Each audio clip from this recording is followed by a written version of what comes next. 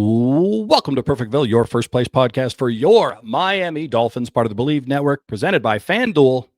I am Sam Marcoux, and it's time, ladies and gentlemen, citizens of Perfectville, children of all ages. It is time. The NFL season is upon us. As I sit here, looking into this camera, talking to you in this microphone, and as you listen to this, as you watch this, as you consume the Perfectville content that you are listening to, watching to, absorbing right now, the NFL is kicking off the regular season on a Thursday night with an NFC East matchup. The Philadelphia Eagles, your defending, reigning Super Bowl champion, and the Dallas Cowboys, one of the worst franchises to ever grace the face of the earth. Going head to head, going for a battle for who's going to come out on top when everyone is watching. Micah Parsons, he's watching because he's not there anymore. He's no longer in Dallas. The Philadelphia Eagles favored by 8.5 over the Dallas Cowboys. The very first game of the season. Thank you, Fanduel, for that line. But as we sit here and we watch that, and we've got the Chiefs and the Chargers tomorrow night, Friday, from Brazil, what that means, what that tells us is that we're close. It's like a steak sizzling on the grill. I can smell it. I can almost taste it. I'm ready to eat it because the Miami Dolphins play actual football, tangible results on Sunday against the Indianapolis Colts in Indiana, 1 p.m. Eastern, 10 a.m. out here on the Best Coast, Pacific. Your Miami Dolphins with Tua Tagovailoa, with Tyreek Hill, with Jalen Waddle, Devon Achane, Ollie Gordon, and the rest of the offensive all-stars going to take their surf show to the Midwest against a rebuilt, revamped, hopeful Indianapolis Colts team. Now, if you look at the lines, it's still 1.5 favored for the Indianapolis Colts, which blows my mind. But that's okay. That's irrelevant. What's relevant is that the Miami Dolphins play actual football. And I'm excited for this. And I'm excited for our guest here tonight as we get you kickoff ready. Cody Felger from the Bring the Juice podcast, which is an Indianapolis Colts podcast right here on the BLEAV network. He's going to be joining us. We're going to talk to them about their offense. We're going to talk to them about their defense, their quarterback, their running back, their wide receivers, their cornerback. They got a new veteran that we're familiar with, old friend of the show, Mr. Xavien Howard, starting for your Indianapolis Colts, chasing Tyreek Hill, chasing Jalen Waddle, trying to figure out what he's supposed to be doing on that field after a couple of years away. We're going to talk to Cody Felger about that and everything else. What is it like to be a fan of a franchise that hasn't won week 1 in 12 years? Think about that. The Indianapolis Colts have not won week 1 since 2013. They've come close. They tied, but they have not won. That means there are middle schoolers in the greater Indiana area that have never seen their beloved Colts win a game until at least week 2. That's astonishing. And we're talking a lot about it. We're giving him the old journalist jinx right now. I hope that doesn't come through. I hope we still have to talk about this next season. But we're going to talk to Cody Felger. We're going to get his prediction, his official prediction for the Miami Dolphins and Indianapolis Colts. Who's good? Who should we be looking out for? Who's the name that we will be talking about from the Colts defense and offense after this game, regardless of who wins and who loses? Cody's going to break it all down for us. He's a smart guy. He's a former writer for USA Today. I don't know that I've ever had a USA Today journalist on the show before. But here we are. That's because we're getting you kickoff ready. And the Miami Dolphins are trying to get themselves ready. I'm going to go ahead and add this to the studio here because I was looking at the injury report today.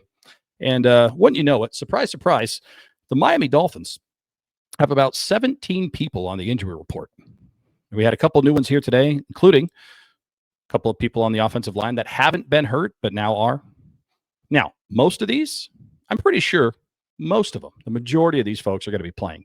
A couple of them that are on this line, Austin Jackson, he's already said he's fully healthy. He's coming back. He's not injured anymore, as he says. So I feel good about that. I feel good that most of the people on this list are going to play against the Colts. But it's crazy to think about how many people we have on the injury report. And you look at the Colts, they have one guy, their backup running back. That's it. So I want to shout out to a couple of people here. I'm going to give this actually one person. We're not playing elite tweet or delete tweet today, but I do have to give credit where credit is due. I told him I'd bring this up here on the actual show. So let's go ahead and do this here. This is from Cameron Sparks. He's a good old-fashioned Miami Dolphins fan at Cam3Ron Sparks. I'm about to flex my tism and find the average number of players on the Dolphins injury report since 2022.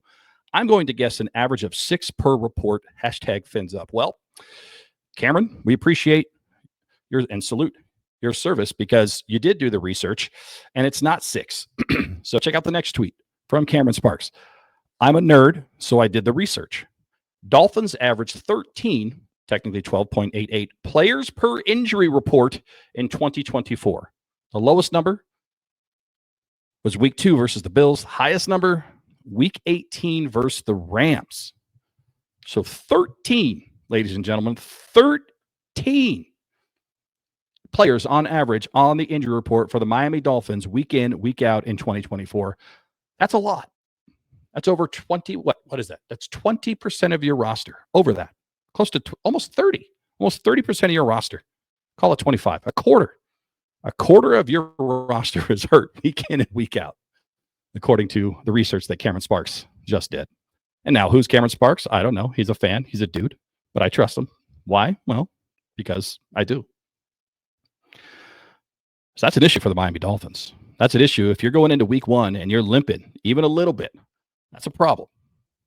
The Miami Dolphins, in order to do anything this season, they're going to have to remain relatively healthy. Some people are going to get hurt. Some people will lose the season, but you can't lose the big players. You got to keep the offensive line healthy. Like Travis Wingfield said on the show just yesterday, the front 5, the starting 5 on the offensive line for the Miami Dolphins are so versatile. They allow an entire, just so much of a different scheme fit for the Miami Dolphins offense than what they had last year. You lose one of those guys, you lose 2 of those guys. Uh-oh. Now, granted, you lose Tua Tagovailoa, the season's over. Rip it up, throw it up, start it over. You need to keep Tua healthy. How do you keep Tua healthy? You got to keep that line healthy. How do you keep that line healthy? I don't know. They're just going to have to do it. They got to call Richmond Webb. He talked about it on the show here just a couple of days ago. He played 18 straight games, 7.5 seasons without missing a game.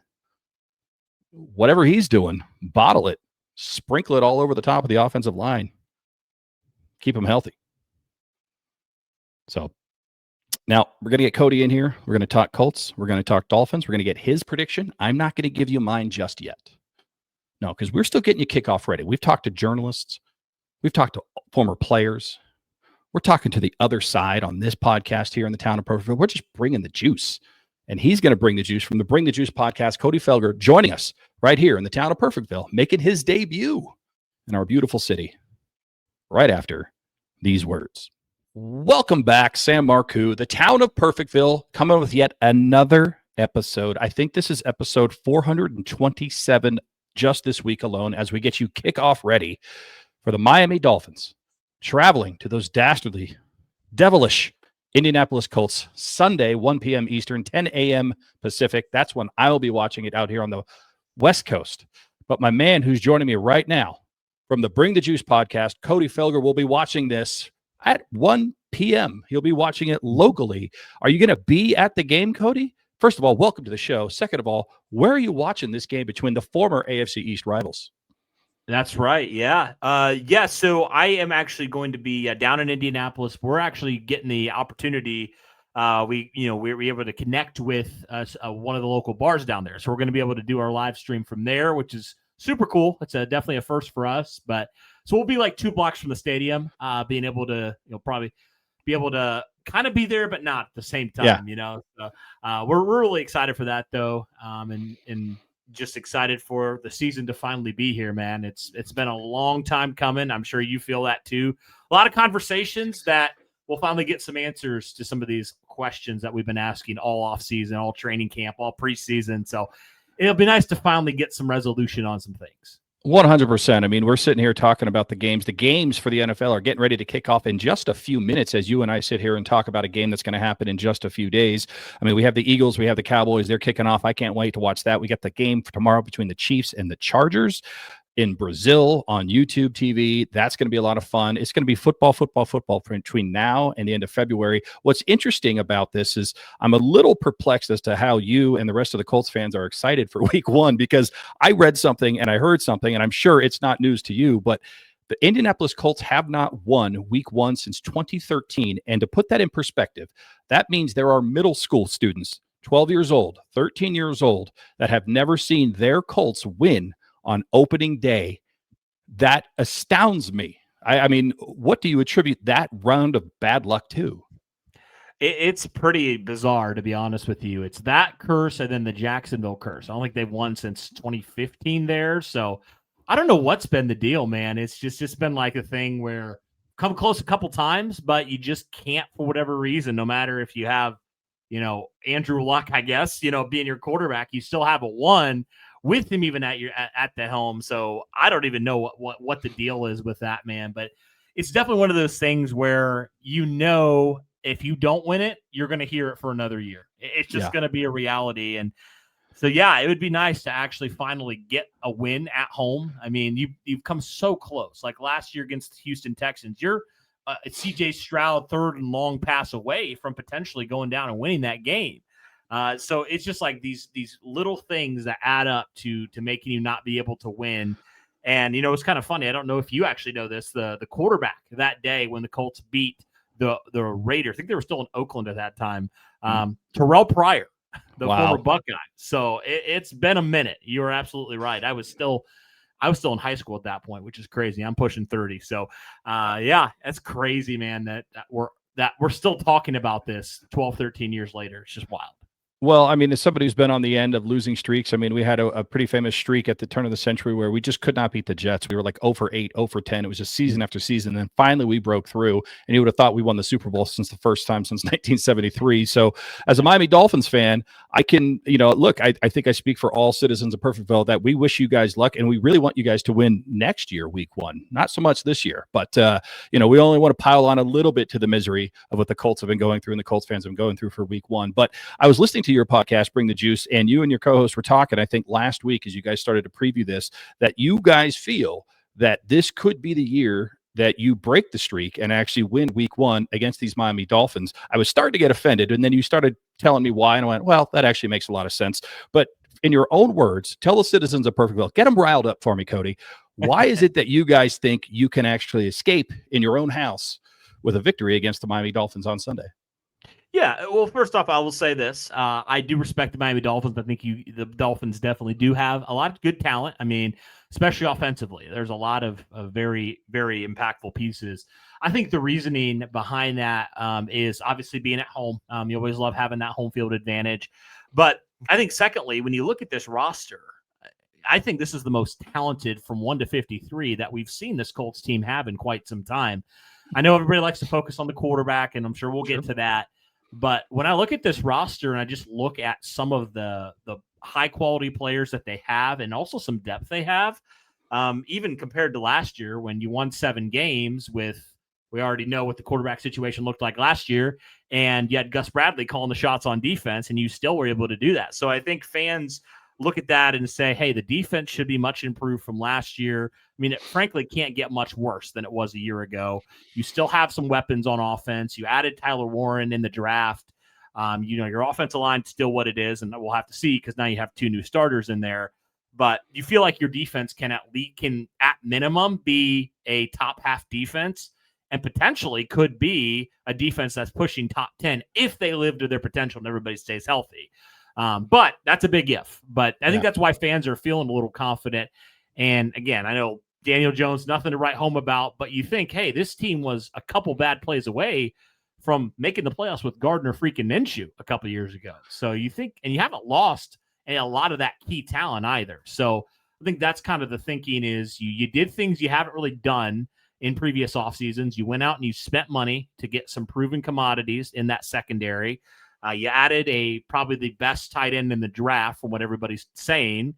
And, even if Daniel Jones isn't, even an average quarterback, if he can at least maintain the game, you think it gives you a chance in this matchup. So I think that's kind of some of the reasoning behind why people are thinking, and also Miami, I mean, I'm sure we'll get into this, but there's an opportunity there if Daniel Jones is able to help to do what he can do. There's an opportunity there for a secondary with Miami that's, I don't know if I would say scrambling. I don't know if that's the right word, but there's definitely some questionable pieces right now, some uncertainty there. So I think that's kind of why fans are thinking the way they are.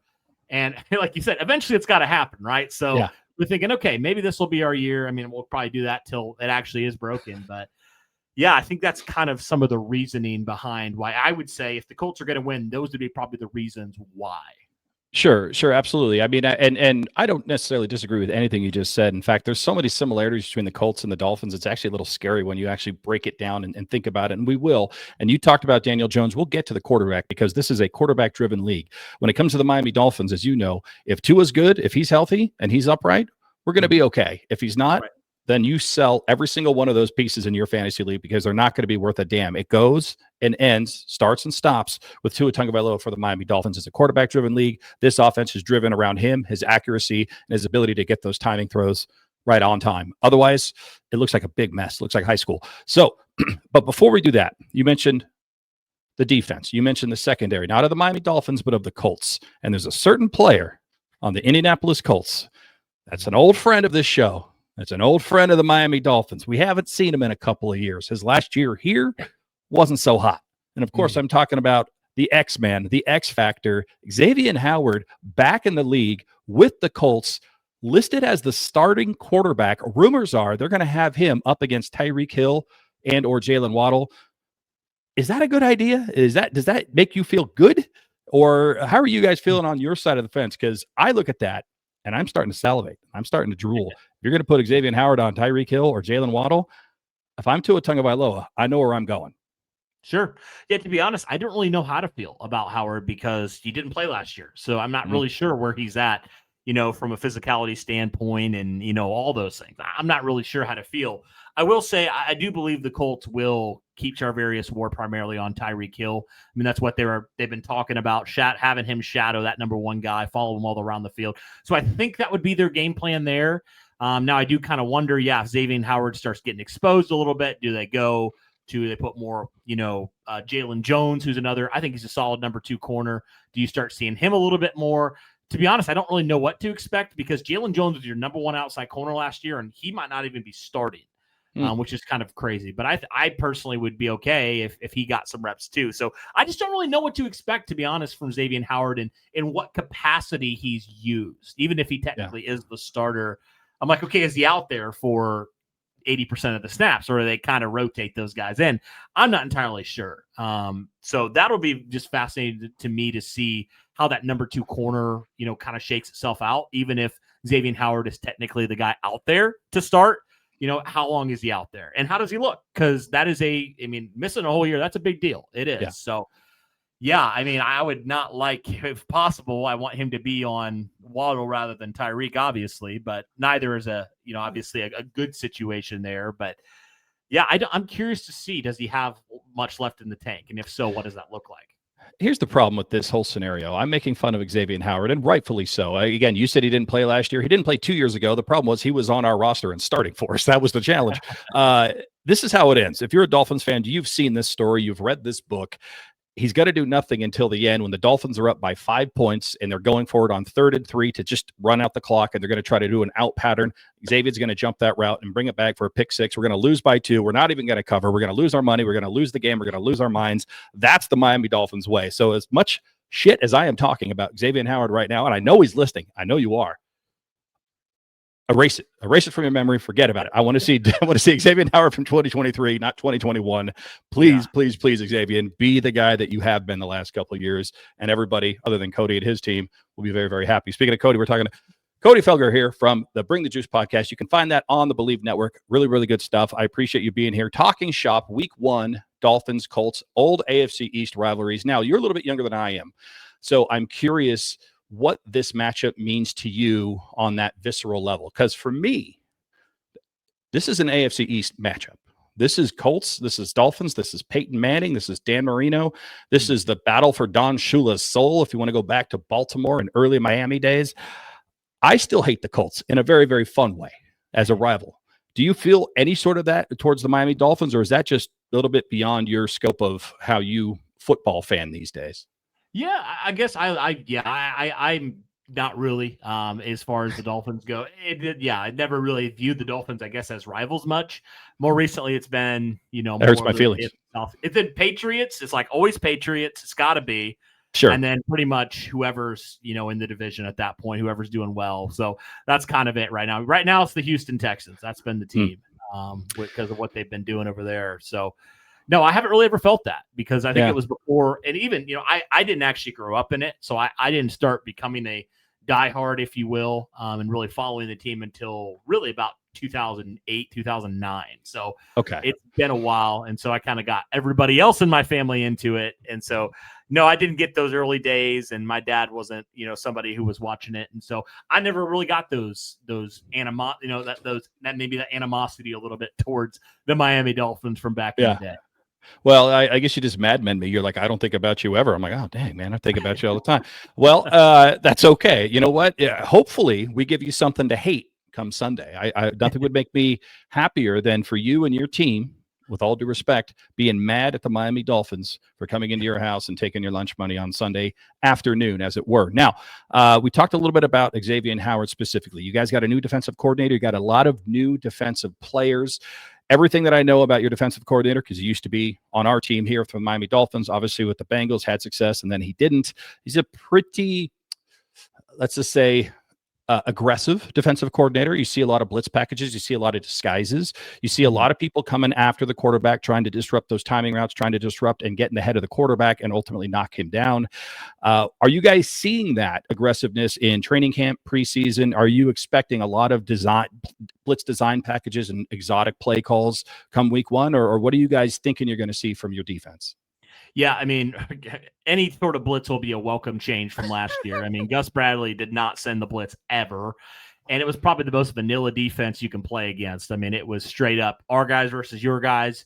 You might throw the ball down the field, a couple times, but you might dink and dunk the rest, and we're okay with that. If you make a mistake, we'll maybe hopefully make the play there, and it very rarely worked at the pro level. But so, yeah, I mean, I think from a Lou Anarumo standpoint, I think you'll certainly see some of that. I don't think he's necessarily, I wouldn't call him like the mad scientist guy. I think it's more well timing when needed and then necessity. The thing I'm interested in about Lou Anarumo that we've heard all off season is just his adaptability from week to week. Like his game plan is going to change versus the Miami Dolphins as opposed to the Denver Broncos next week. Like it's going to change. So I'm curious to see what exactly that looks like. But, so one guy that I really wish the Colts would have done more with is Kenny Moore, the cornerback, the slot corner. In my mind, one of the best blitzing corners in the NFL. I mean, when the Colts actually utilized him years ago with Matt Eberflus, they had a ton of success doing so. So I'm hoping to get back to that. Now, obviously, you want to see them be smart and not do it too much, not be too overly aggressive where you're being stupid. But I do think you'll see a lot more, of those packages, especially because you're going to be playing a lot more nickel and dime out there. There's going to be a lot more DBs.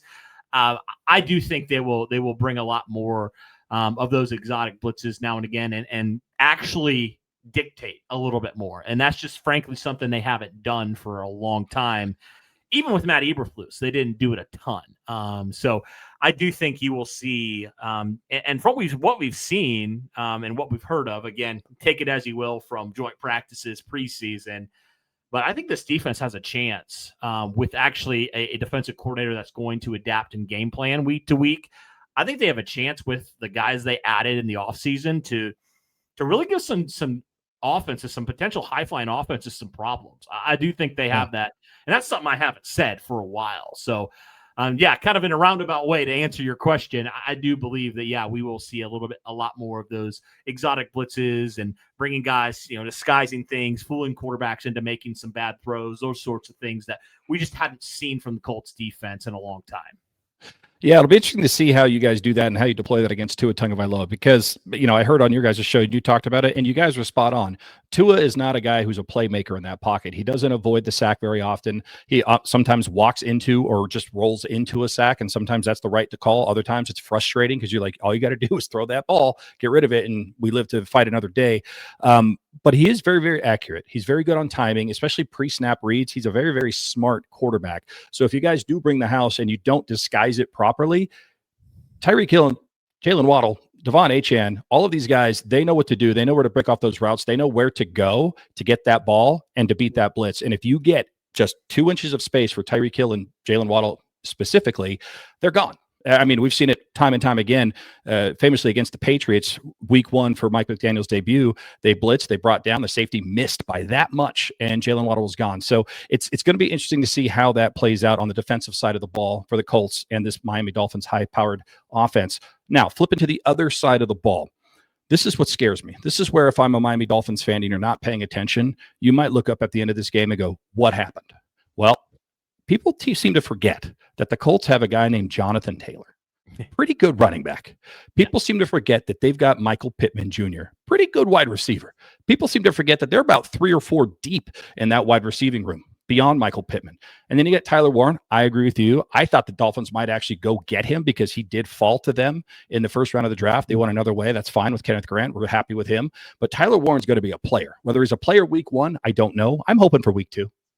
But Tyler Warren's going to be a very, very good tight end for a very long time in this league. Quite frankly, the only question mark that I see for the Colts on offense is probably the biggest one, which is the quarterback. How are you guys feeling with Daniel Jones? How are you feeling with Anthony Richardson behind him? What does this look like? What does success look like for Daniel Jones week 1 against the Miami Dolphins?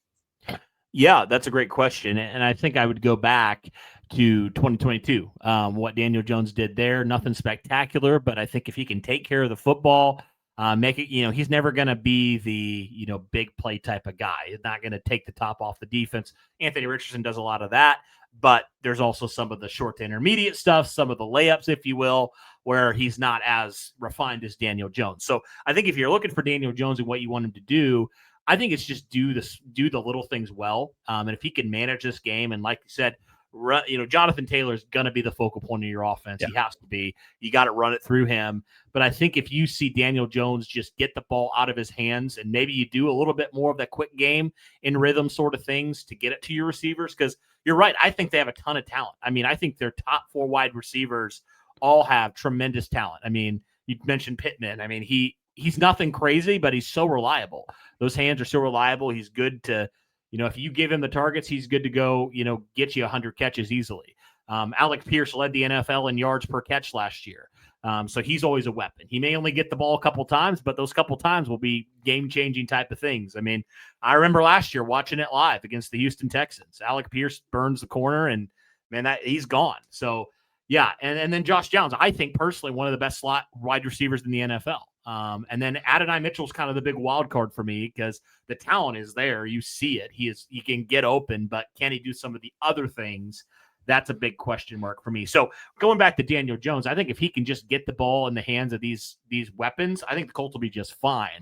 And I mean, like I said, with Gardner Minshew was, I would say sometimes not even average. I think, and look what you did with him. You were able to run a competent offense. I believe it was fringe top 10 or 15, somewhere around there with him at the helm. So I think if you're a Colts fan in a perfect world, what you want to see from Daniel Jones is kind of what you saw from Gardner Minshew back in 2023 is quarterback that's not going to wow you with anything, but he does some of the small things well. And he does it enough where your offense is able to stay in the games and help you, get to where you need to go. So I think from a Daniel Jones standpoint, managing the football, not turning it over, and getting the ball in the hands of some of your playmakers. I think if he can do that, Colts will have a good chance here.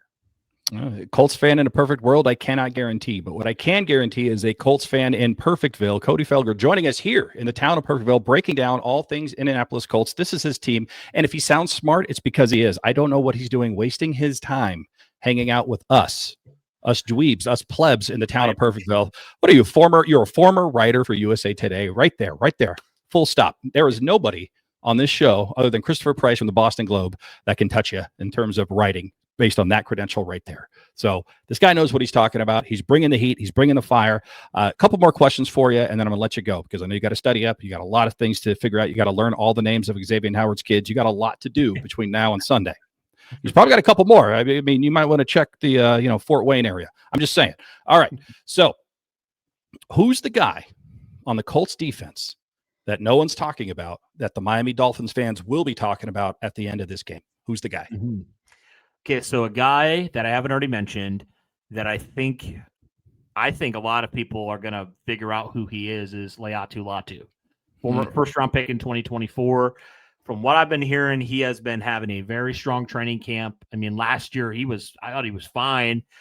His rookie season, getting after the quarterback. I think he led the team in pressures and pressure percentage and all that stuff, but it only translated to 4 sacks. Now, I'm a firm believer that numbers don't tell the full story. They tell some story, but not the full story. But I do believe Laiatu Latu has an opportunity here to be pushing that 10 sack mark, if not more.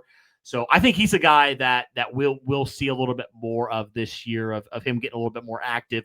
Also, just the fact of the scheme last year versus this year, I think will give him more opportunities in itself with the improved secondary and actually, having a game plan on defense, because that was what the quarterbacks did. It was that 3-step drop, get it out, 5-6 yards down the field. Your pass rush didn't have a chance. So right. I think Laiatu Latu is going to be a guy that's going to be consistently getting pressure all year long.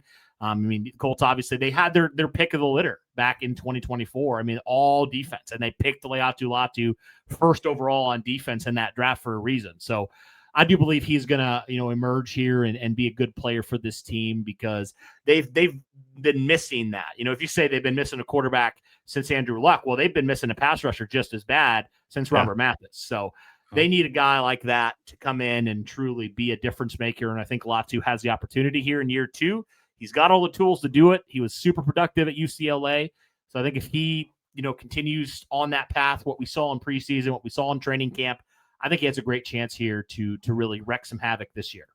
Well, there you go. For all the Dolphin fans, citizens of Perfectville, and everyone else that's listening to this that's not a Colts fan, you want to sound smart between now and Sunday, that's your guy on defense. Keep an eye on Laiatu Latu.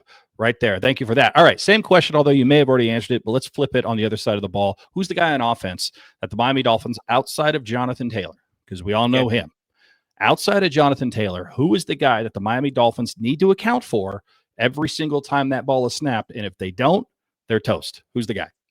I got to go with Alec Pierce. I have to, because he has his impact. While he may say he's a one-trick pony, well, that one trick is very dangerous if you're an opposing defense, because all of a sudden you can go from, Colts have it in their own back in their own territory to, oh my gosh, it's 1st and goal. For, Alec Pierce is just that type of player. I mean, if your defense wasn't as bad as they were last year, I think Alec Pierce single-handedly wins you at least 2 games last year. Like that Houston game, I mean, he did some crazy stuff there. That Jacksonville game down in Jacksonville, I mean, he kept you single-handedly in that game, and your defense just couldn't stop anybody.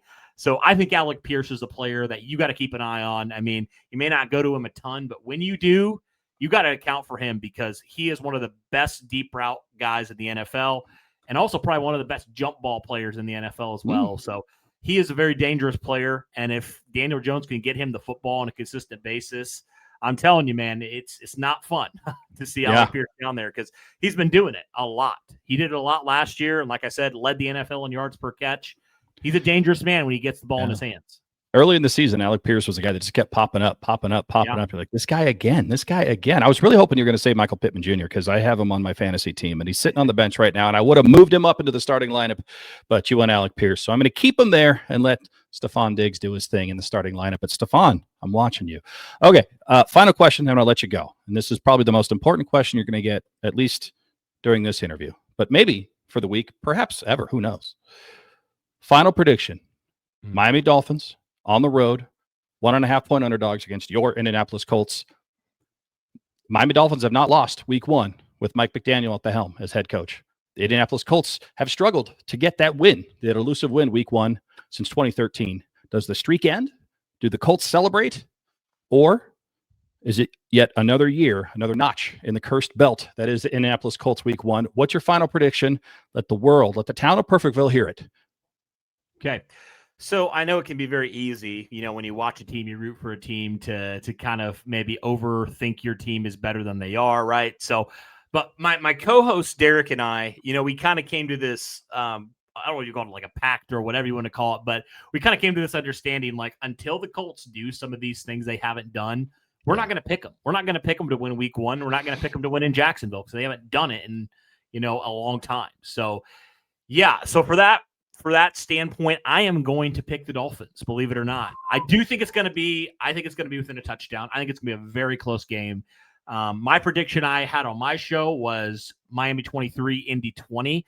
I think both these offenses have potential to do some good things, but I think both these defenses have talent as well to keep it interesting. So I'm going 23-20 Miami and hope the Colts prove me wrong, but it's been 13 years and they haven't yet. So yeah. I'm not going to choose them now. I'm going to root for them, but I'm not going to choose them now until they prove me wrong, to be honest with you. No, look, I get it. Ride red until red doesn't hit, right? Or any other sort of thing. Now, FanDuel has this over-under at 46.5, so you've got them hitting the under on this. So the sneaky little, for all those folks that are looking to put a little bit of action on this game on the over-under, Cody's telling you, take the under. I think I agree with you on that, by the way. I'm going to hold off on my prediction because I got another show tomorrow. I do think I agree with you on who's going to come out on top. What I am nervous about, if it is a single-score game with regards to if it comes down to a kick, if there is a kicker involved, the Colts absolutely have an advantage. We have Riley Patterson, who's on our practice squad. He will be our kicker for the first 3 weeks because Jason Sanders, our wonderful kicker, is out with a hip injury for the first 4 weeks of the season. So if the Miami Dolphins are going to win this game, they're going to have to win big, and that means beyond 3 points. So 23-20 makes me nervous for that reason and that reason alone, but I like the outcome. I'll be on the edge of my seat if what you say comes true. Cody, let everyone know where they can find you. How do they find the show? What are you doing on socials? Go ahead and plug away, and I'm going to let you get back to your night. Yeah, well, I appreciate you having me on. I'm sure we'll do it again. But yeah, you could find me on X, on Instagram, on Facebook, at CP Felger 55 on there. And then our show at BTJ Pod. If you just go on YouTube or really anywhere you listen to podcasts, whether that's Apple Podcasts, Spotify, we're on all those places. Yeah, we're have a preview that we just recorded, so we're going to have that out tomorrow for Colts versus Dolphins. And we're going to be live streaming the game on Sunday from down live at the hangar down in Indy. So, yeah, that's kind of like what's on our, horizon here for content wise. But, man, just excited to finally get back into the swing of things and get some answers. Good or bad, it's good to stop these conversations because it feels like now we're kind of talking in circles. And it's like I'm ready, man, for some actual answers to stuff, whether 100%. Good or bad. 100%. Either way, I get to talk about it because I'm down to looking at the injury reports at this point and going, ooh, this could be a show. So at least we'll have some content. We'll have things on tape and we'll talk about it this week, next week, and every week after that. Cody, thank you very much for being here. And if you're in the Indianapolis area, head down to the hangar, a couple blocks away from the actual game going on. They're going to be live streaming it. They're going to be talking about the game. Good, bad, or otherwise. If you're a Colts fan, you're a Dolphins fan, you're a football fan, or you just like hanging out with other cool guys and gals and everybody that's going to be there, go check it out. I'm sure Cody and everyone else will love to see you there. Cody, thank you very much for being here in the town of Perfectville. We will catch you next time. Until then, get out. Thanks, Sam. Thanks once again to Cody Felger from the Bring the Juice podcast, bringing the heat, bringing the knowledge, bringing the smarts to the town of Perfectville. Sitting here for about 25 minutes, just talking Colts, talking Dolphins, talking his fears, his wants, his wishes, his hopes, his dreams, his prediction, which, by the way, went Miami's way. He's got it 23-20 Miami Dolphins. So even the opposition is flabbergasted as to why FanDuel has this plus 1.5, 1.5 point underdogs for your Miami Dolphins as they head into the Indianapolis Colts backyard this Sunday. I don't think I like it being 23-20. That's a little bit too close for comfort if you're the Miami Dolphins. If you're a fan, you don't want this to come down to a kick because we don't have Jason Sanders for the first 4 weeks. We don't have Jason Sanders in a dome. We got Riley freaking Patterson, legend, straight out of the practice squad for the first 3 weeks of the season. Riley Patterson. If it comes down to him kicking a game-winning field goal, I'm going to be holding my breath. I'm going to be holding everybody's breath. I'm going to be pinching noses around me. I'm at La Cabana in Northern California at a Dolphins watch party. I'll be holding everybody's breath if it comes down to Riley Patterson kicking a game-winning field goal for the Miami Dolphins. I'll take it. I'll take it, and I'll run right the hell out of Indianapolis all the way back home for week 2 against the Patriots. But I hope it doesn't come to that. Speaking of week 2, not to look ahead because the Miami Dolphins cannot overlook this Indianapolis Colts team that has a rebuilt defense and really, really good players on offense outside of their quarterback.